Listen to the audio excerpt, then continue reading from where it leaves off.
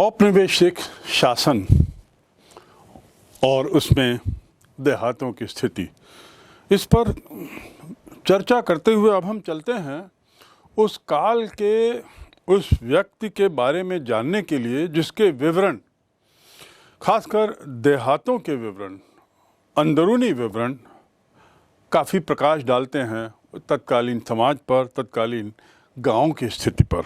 और उस व्यक्ति का नाम है फ्रांसिस बुकानन। इसका नाम पहले भी मैंने लिया है 2-3 बार। अब थोड़ा सा इसके बारे में ज़रा जानें कि फ्रांसिस बुकानन कौन थे, उनका क्या क्वालिफिकेशन था, क्या योग्यता थी और इनकी पुस्तक इतनी अहम क्यों है। बुकानन जो हैं वो, इनका जो भारतीय विवरण है ये, इसमें कोई दो मत नहीं कि सबसे महत्वपूर्ण है। 1793-94 से लेकर 1815 तक का काल, यानी लॉर्ड कॉर्नवालिस की शुरुआत से लेकर 1815 तक का काल, इसका विवरण देहातों का, गांव का, ग्रामीण व्यवस्था का काफ़ी विस्तार से हमें इनकी यात्रा वृत्तांतों में मिलता है। ये जो काल जो दिया हुआ है, ये काल उतना महत्वपूर्ण नहीं जितना कि उसके द्वारा दी गई, वर्णित की गई घटनाएं, जातियों के बारे में उसके विचार, समाज के बारे में उसके विचार, और उसके अलावा रहन सहन, शासन पद्धति, जो अन्य कुछ व्यवस्थाएं थीं, इन व्यवस्थाओं को लेकर इसने जो टिप्पणी की है वह निश्चित रूप से निस्संदेह अत्यधिक महत्वपूर्ण है। ये कोई बुकानन जो है, ये हमें जानना होगा कि ये न तो कोई इतिहासकार था और न कोई सर्वे अधिकारी था, यानी इसका उस चीज़ से कुछ लेना देना नहीं था जिस चीज़ के कारण आज हम उसे ज़्यादा जानते हैं। हम उसको मूल रूप से जानते हैं तत्कालीन ग्रामीण परिवेश को, ग्रामीण व्यवस्था को, शासन व्यवस्था को देखना और उस पर अपनी टिप्पणियां लिखना। लेकिन इनमें से दोनों ही कार्य उसके अपने कार्य के दायरे में नहीं थे। वो मूल रूप से एक चिकित्सक था।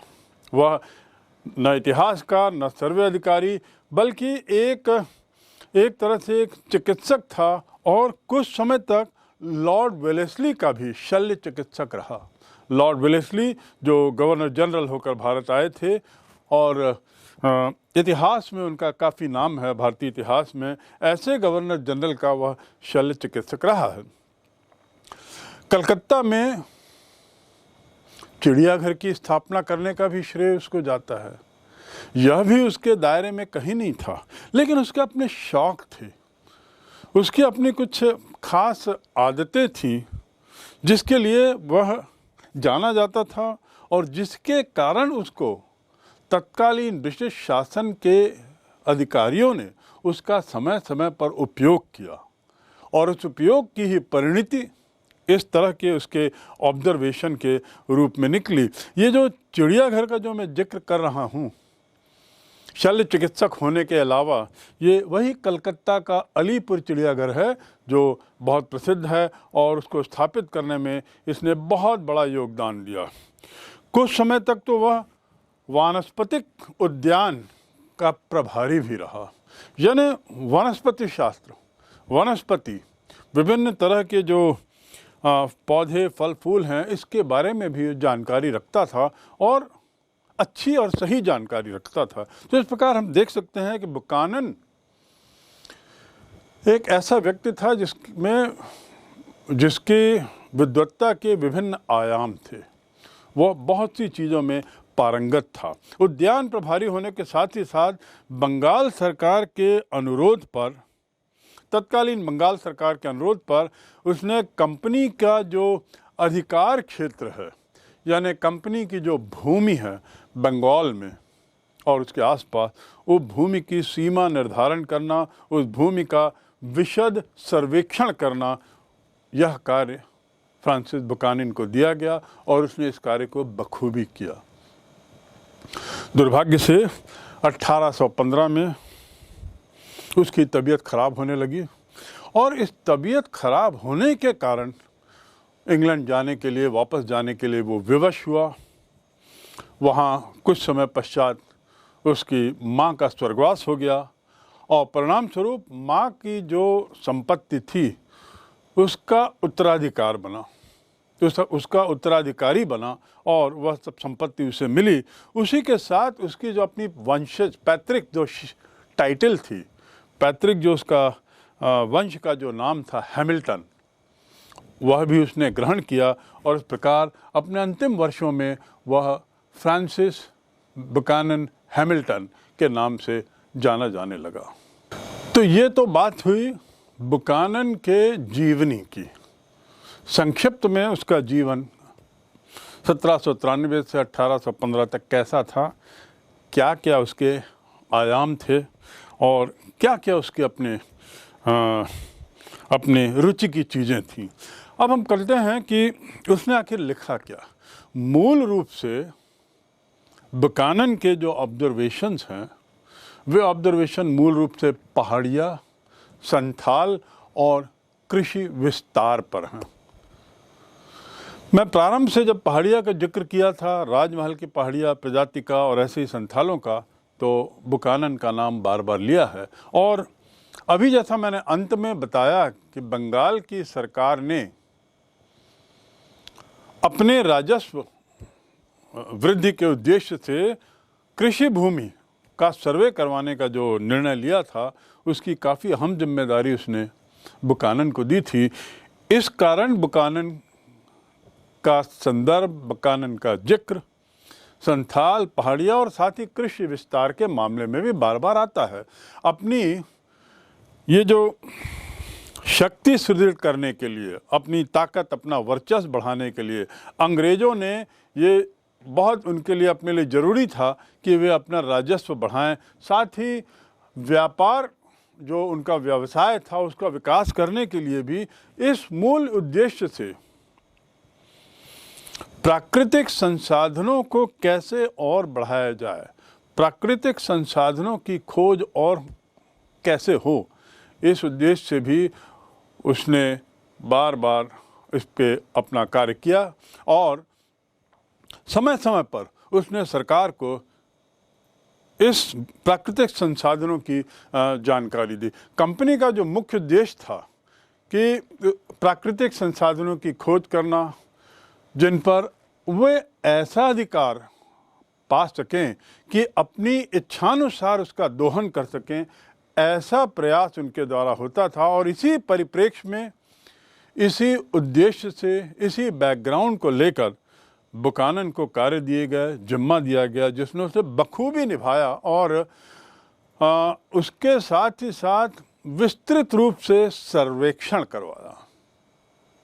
यही सर्वेक्षण का परिणाम था कि बंगाल की भूमि व्यवस्था, चाहे वो स्थायी बंदोबस्त व्यवस्था हो, चाहे उसके बाद रैयतवारी व्यवस्था हो, इन सब व्यवस्थाओं के पीछे कहीं न कहीं बुकानन का कृषि विस्तार का सर्वे एक बहुत महत्वपूर्ण कार्य करता है। जो अंग्रेज ईस्ट इंडिया कंपनी की यदि हम बात करें, तो जैसा मैंने कहा कि वे लोग तो अपनी शक्ति बढ़ाना चाहते थे और उसके साथ ही साथ अपना जो आय था, चाहे वो राजस्व से हो, चाहे वो व्यापार से हो, उसको बढ़ाना चाहते थे और साथ ही साथ ये स्वतंत्रता चाहते थे कि ये जो प्राकृतिक संसाधन जो उनको मिलेंगे उसका वे अपनी इच्छानुसार दोहन कर सकें। तो इसी के कारण उन्होंने खोज यात्राओं को प्रोत्साहित किया, अधिकारियों को या ऐसे अंग्रेज़ों को जो इच्छुक थे उन्हें यात्राओं में यहाँ वहाँ भेजा। उसके साथ ही वनस्पति वैज्ञानिकों को भी प्रोत्साहित किया, भूवैज्ञानिकों को भी प्रोत्साहित किया और उसके अलावा साथ ही साथ चिकित्सकों को भी इस कार्य में लगाया। कुल मिला के मकसद यही था कि जल्दी से जल्दी, ज़्यादा से ज़्यादा अपने अंदर आने वाले भू क्षेत्र के बारे में सर्वाधिक जानकारी एकत्रित की जा सके स्वलाभ के लिए। तो इन जानकारियों को एकत्रित करने के लिए ही फ्रांसिस बुकानन का भी चयन हुआ था। यानी हम ये स्पष्ट करना चाह रहे हैं कि आखिर बुकानन आया कहाँ से, एक चिकित्सक होते हुए कैसे वो इस दिशा में चला गया।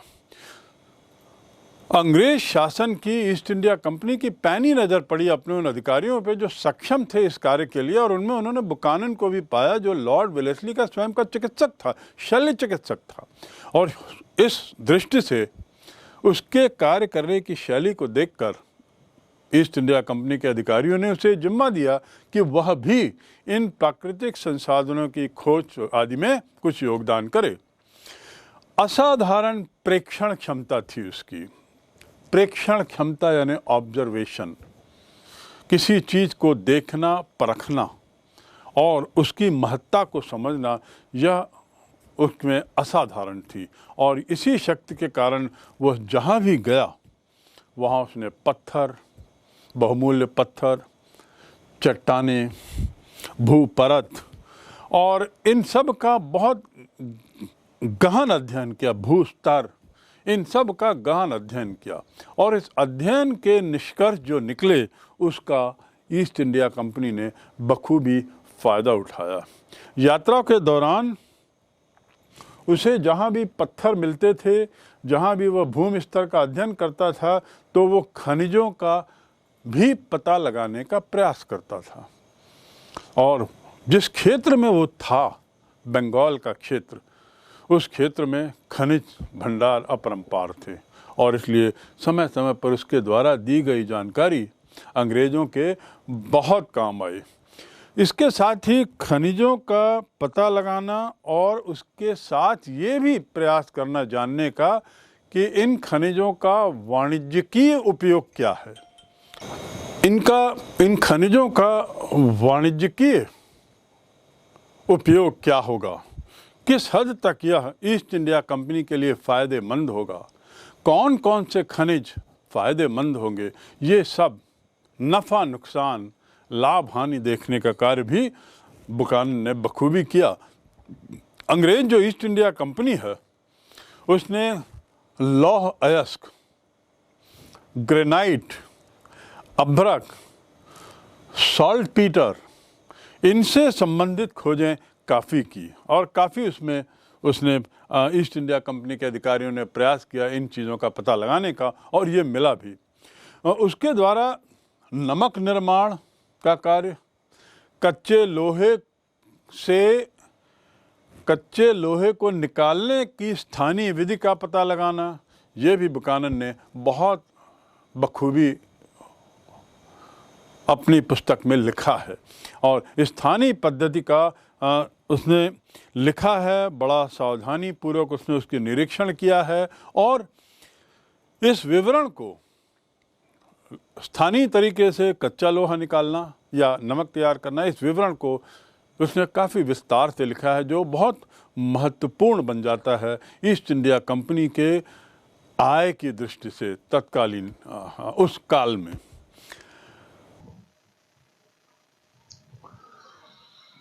हमें ये मालूम होना चाहिए कि जो बुकानन है, बुकानन की एक बहुत बड़ी विशेषता थी कि वो किसी भूदृश्य का मात्र वर्णन ही नहीं करता था कि उसने चित्र बना लिया और वो बस दृश्य दिखा रहा है अपने चित्रों के माध्यम से। वो एक कदम जाकर उन चित्रों के माध्यम से कुछ सुझाव भी सामने रखता था। ये बुकानन की चित्रकला की एक बहुत बड़ी विशेषता थी। और उस सुझाव का मकसद क्या होता था कि उसमें परिवर्तन कैसे किए जाएं, किस प्रकार और अधिक उपजाऊ बनाया जाए, आदि आदि। ऐसा सुझाव देते हुए उसने अपनी चित्रकला का उपयोग किया, चित्रकला के हुनर का उपयोग किया। उदाहरण के लिए राजमहल की निचली पहाड़ियों में एक गांव से गुजरते हुए उसने लिखा था, इस प्रदेश का दृश्य बहुत ही बढ़िया है। यहाँ की खेती विशेष रूप से घुमावदार सकड़ी घाटियों में धान की फसल, बिखरे हुए पेड़ों के साथ साफ की गई जमीन और चट्टानें, पहाड़ियां सभी अपने आप में पूर्ण है। कमी है तो बस इस क्षेत्र में कुछ प्रगति की।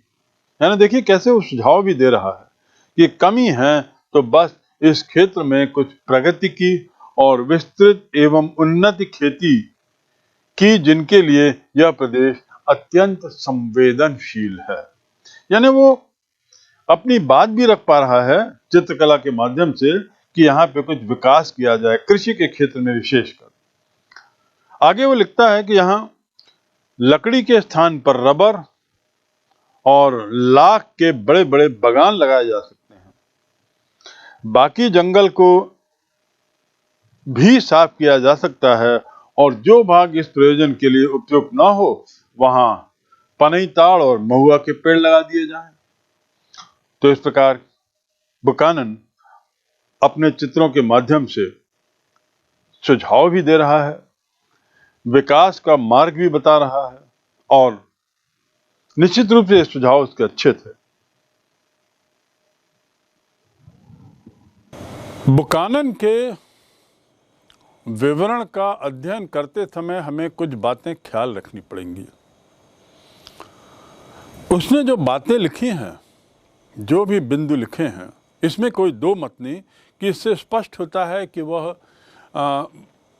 ऑब्जर्वेशन बहुत बारीकी से करता था, बहुत गहन अध्ययन करता था और तब जाके वो किसी निष्कर्ष पे पहुंचता था और उसके अधिकतर निष्कर्ष सही साबित हुए। इसमें कोई दो मत नहीं।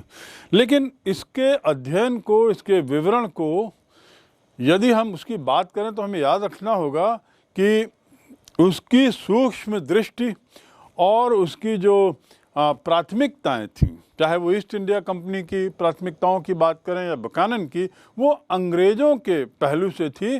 वो स्थानीय निवासियों के हित की, अहित की चिंता नहीं करता था। अंग्रेजों की दृष्टि से वह क्या फ़ायदेमंद है, क्या नफ़ा नुकसान है, यह देखकर उस पर वह अपनी टिप्पणी करता था और अंग्रेजों के फ़ायदे को ही ध्यान में रखते हुए उसने सारे कार्य किए हैं। तो इसका अर्थ यह हुआ कि स्थानीय निवासियों के जो प्राथमिकताएं थीं या जो दृष्टिकोण था, उससे बुकानन का दृष्टिकोण निश्चित रूप से भिन्न रहा होगा। तो ये जो भिन्नता है, इसको थोड़ा सा हमें समझना होगा, हमें थोड़ा केयरफुल रहना होगा। एक उदाहरण दे दें।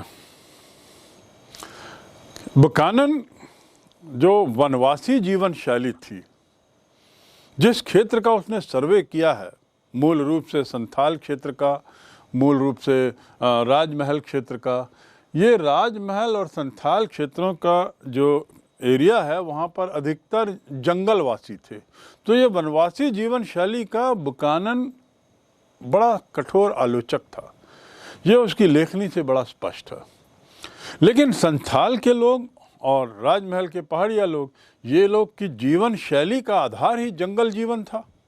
तो ये जो भिन्नता है, इसमें ऐसा दिखता है कि बुकानन कंपनी के दृष्टिकोण का सपोर्टर था, उसका पक्ष लेता था और वनवासी जीवन शैली का बड़ा कठिन आलोचक। उसका ये कहना था बार बार कि जंगलों को काटकर, चरागाह को हटाकर कृषि क्षेत्र का विस्तार किया जाए, क्योंकि यही विस्तार उन्हें ज़्यादा उत्पादन देगा और ज़्यादा उत्पादन के अलावा, ज़्यादा खाद्यान्न के अलावा उनका राजस्व भी बढ़ाएगा। ऐसा उसका बार बार कहना होता था।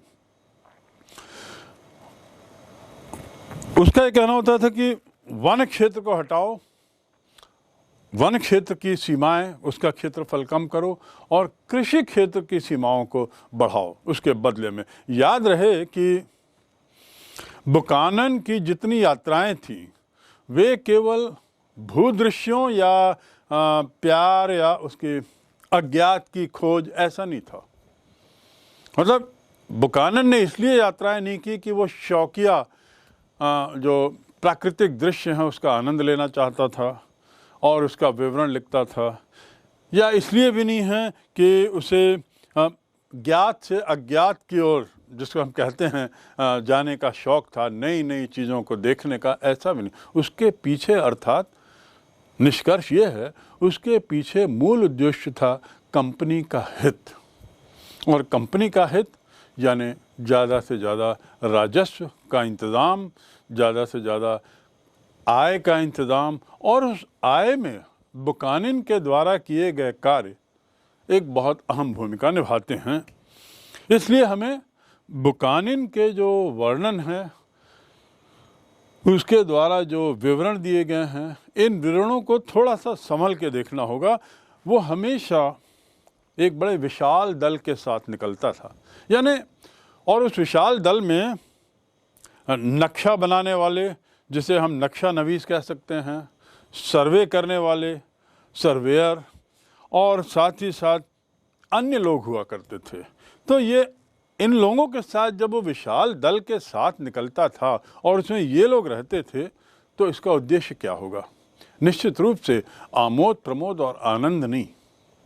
तो इसका उद्देश्य रहा होगा ज़्यादा से ज़्यादा कृषि भूमि के विस्तारण में अपनी भूमिका निभाना, ईस्ट इंडिया कंपनी के आय में अपनी भूमिका निभाना, आदि आदि। ये जो विशाल दल थे, इसमें लंबी यात्राओं को करने के लिए पालकियां भी हुआ करती थीं। पालकियों को ढोने के लिए कुली भी होते थे। यानी पूरे साजो सामान के साथ बुकानन और उसका दल अपने उद्देश्य में निकलता था। क्या खोजना, क्या देखना, और तो और क्या लिखना, किन चीज़ों को नोटिफाई करना, ये सब पूर्व निर्धारित और पूर्व निर्देशित होता था। यानी इससे इसके जो निर्देश होते थे बड़े स्पष्ट दिए जाते थे इन लोगों को कि उन्हें क्या देखना है, क्या ऑब्जर्व करना है, किस चीज़ का अध्ययन करना है, क्या खोजना है, और उसके बाद उस पर अपना क्या निष्कर्ष लिखना है। ये सब बड़ा स्पष्ट था। इसीलिए किसी भी गांव में पहुंचने पर एक ऐसा सरकारी एजेंट का नज़रिया इनका हो जाता था जिससे गांव वाले एक तरीके से थोड़ा सा दूर रहते थे, क्योंकि गांव वालों को मालूम हो जाता था कि ये लोग किसी खास मकसद से आए हैं, किसी चीज़ की खोज में निकले हैं। और वो क्या चीज़ होगी?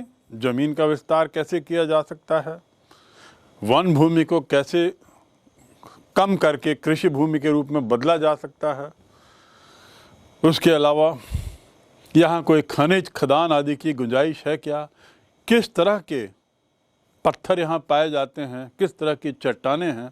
तो गांव वालों का नज़रिया बुकानन और उसके दल के प्रति थोड़ा सा अलग होता था। वे लोग बुकानन और उसके दल को एक सरकारी एजेंट के रूप में देखते थे, न कि पर्यवेक्षक के रूप में। तो इस प्रकार हम कह सकते हैं स्पष्ट रूप से कि बुकानन की जो लेखनी है उसे हमें थोड़ा सा संभल के देखना होगा। उसका उपयोग अपने इतिहास को बनाने के लिए थोड़ा सा संभल के करना होगा।